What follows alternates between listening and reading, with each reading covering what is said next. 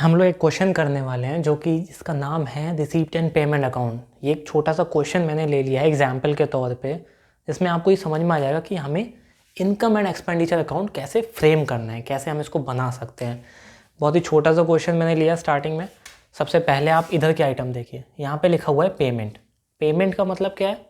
जो भी हमारे खर्चे हुए हैं, जो हमारे खर्चे हुए हैं वो हमारे लिए क्या है? वो हमारा एक्सपेंडिचर है।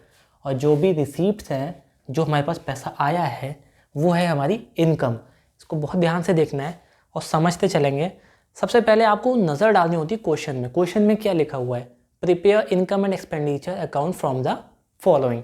अब आपको ध्यान से देखना है कि prepare income and expenditure account from the following. तो आपको सिर्फ एक ही चीज़ बनानी है। क्या बनाना है? Income and expenditure account. ना ही बैलेंस शीट बनानी, ना कुछ बनाना है, सिर्फ और सिर्फ income and expenditure account. Question की स्टार्टिंग सबसे मेन होती है, वहाँ से आपको स्टार्ट करना होता है।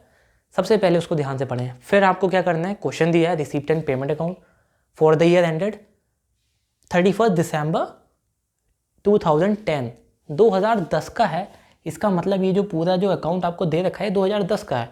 अब आपको मतलब सिर्फ 2010 के ही ट्रांजैक्शन से है, ये फोकस होता है क्वेश्चन का। रिसीप्ट एंड पेमेंट जो नॉट फॉर प्रॉफिट ऑर्गेनाइजेशन है, इसमें यही मेन है कि आपको ये देखना है कि वो किस साल का अकाउंट है।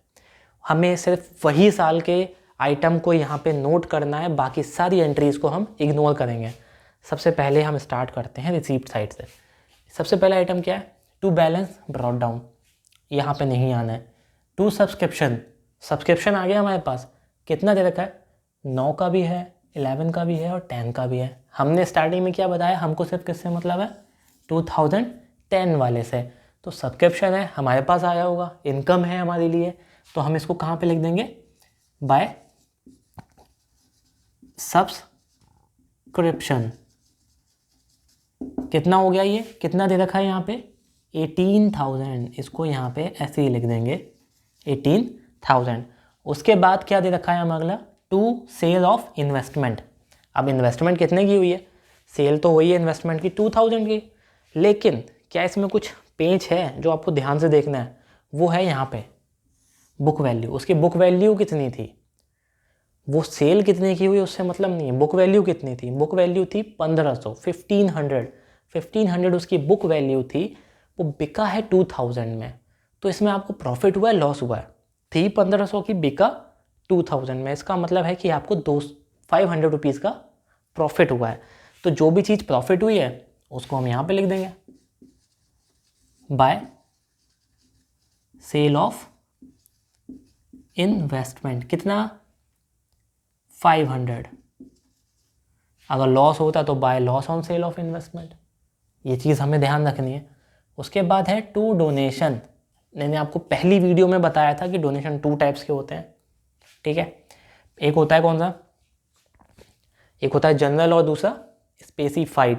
जो भी स्पेसिफाइड कौन सा होता है? अगर यहाँ पे लिखा होता है to donation for building, to donation for garage, to donation for building, और हो गया जो भी चीज़ें हो गई, अगर वो स्पेसिफाई करके दे दें, मान लो आपका स्पोर्ट्स क्लब है तो वो दे दें to donation for swimming pool, उनने वहाँ पे स्पेसिफाई कर दिया। लेकिन यहाँ पे स्पेसिफाइड नहीं है, डोनेशन दे दिया खाली। कितना दे रखा है?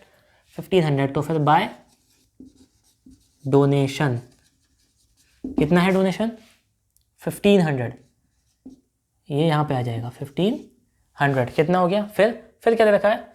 To life membership fees. मैंने आपको बताया था कि ये कैपिटल का आइटम है, जाएगा बैलेंस शीट में, लायबिलिटी साइड में, इसलिए हम इसको इग्नोर कर देंगे यहाँ से।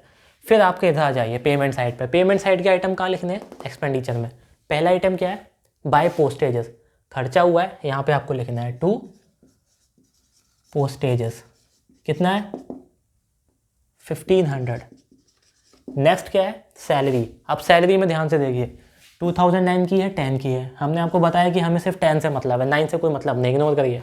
बाय सैलरीज कितना दे रखा है? इस साल का, सिर्फ इस साल का देखना है। 15,400 पे हमें मतलब नहीं है। 2010 की जो सैलरी है वो है 4800, इससे हमें मतलब नहीं है। ये पूरे क्या है? ये पूरा ऐड करके आया है, हमें सिर्फ ये चाहिए। 2010 का है 4800। To salaries 4800। नेक्स्ट क्या है? बाय मिसलीनियस एक्सपेंसेस, जो भी हमारे एक्स्ट्रा जो खर्चे होते हैं वो होते हैं मिसलीनियस एक्सपेंसेस। बहुत ही ज़्यादा छोटे माइन्यूट नेचर के, चाय वगैरह नाश्ता का खर्चा होता है, ये सब चीज़ इसमें आ जाती हैं। बहुत सारी चीज़ें आ जाती हैं जो भी हम, बहुत बड़ा अमाउंट नहीं होता है, 50 60 100 रुपये ऐसे कर करके ऐड करते हैं पूरे एक साल का, वो सारे इसमें आ जाते हैं। फिर आपके नेक्स्ट दे रखा है बाय पीरियोडिकल्स। ये आपने पहली बार सुना होगा, लेकिन मैं आपको इसको समझा देता हूँ होता क्या है। पीरियोडिकल्स होते हैं जो भी आपके जैसे एक पीरियड्स पे आते हैं, जैसे मान लो एक महीने का पीरियड, 15 महीने का पीरियड, 2 महीने के पीरियड पे आ रहे हैं, 3 महीने के पीरियड पे आ रहे हैं। जैसे मैगजीन्स होती है, मैगजीन्स वगैरह, इनका आप क्या करते हैं, उठा के आप इनको फेंक ही तो देते हैं, ये कोई यूज़ में नहीं आ रहे हैं, इनको क्या कर रहे हैं, कुछ ना किसी काम में लेते हैं, वरना हवा करते देते हैं इसे, ठीक है, वो क्या कर रहे हैं। तो ये पीरियोडिकल मैगजीन्स वगैरह होती हैं, ये भी क्या है आपके लिए एक एक्सपेंस है। कितना, 800, इसको भी यहाँ नोट कर देंगे। उसके बाद क्या है, बाय बुक्स। बुक्स क्या हो सकती हैं, बुक्स आपके लिए एक एसेट हो सकती है, इसलिए आप इसको इग्नोर करिए, ठीक है। फिर हो गया बाय बॉन्ड्स। बॉन्ड क्या है, बॉन्ड, शेयर्स, ये सारी चीज़ें क्या होती हैं, इन्वेस्टमेंट का एक तरीका है, तो ये सब बैलेंस शीट के आइटम है। उसके बाद फिर बैलेंस कैरी डाउन है, फिर कुछ बचा नहीं, अब इसका आपको बैलेंस करना है। बैलेंस कितना आ रहा है, इधर आ गया आपका 20,000, ये हो गया आपका इधर का बैलेंस। इधर का बैलेंस कितना आ रहा है, 1500, आप इसको प्लस करेंगे, ये हो जाएगा आपका 5500 प्लस 1500 हो गया 7000, 7000 प्लस 800 कितना हो गया, 7000 प्लस 800, 7800। अब इसका आप बैलेंस निकालेंगे तो यहाँ पे आ जाएगा 12,200, यहाँ हो गया 20,000। अब ये जो है, ये जो डिफरेंस आ रहा है, इसको आप क्या बोलेंगे, टू सरप्लस। ये क्या हो गया आपके लिए, सरप्लस।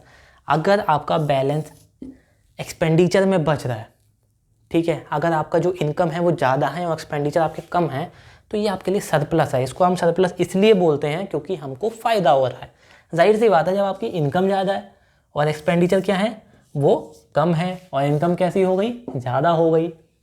सोचने वाली बात है, जब मेरी इनकम ज़्यादा होगी और एक्सपेंडिचर कम होंगे तो इसका मतलब मैं फ़ायदे में हूँ, तो मैं सरप्लस में हूँ। सिंपल सा कॉन्सेप्ट इधर हमको समझना है। मान लो अगर मेरे एक्सपेंडिचर ज़्यादा हो जाते और मेरी इनकम कम होती, तो मेरे लिए क्या होता, बाय डेफिशिट। ये क्या हो जाता, बाय डेफिशिट।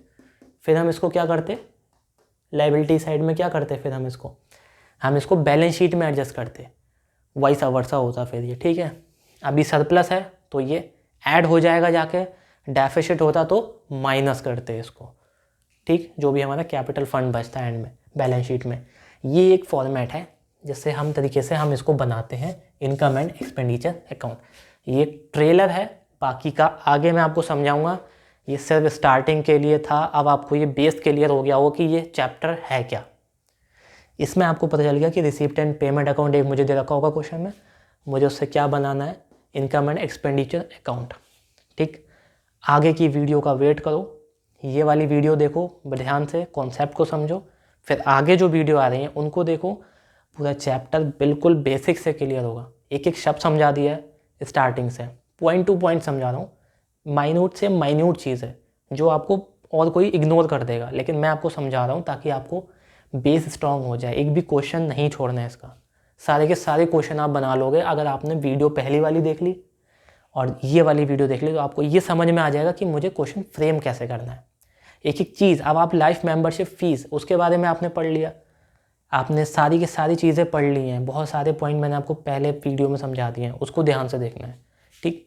अब नेक्स्ट वीडियो का वेट करिए, इसको ध्यान से देखिए, क्वेश्चन को सॉल्व करिए, ठीक है। Thank you.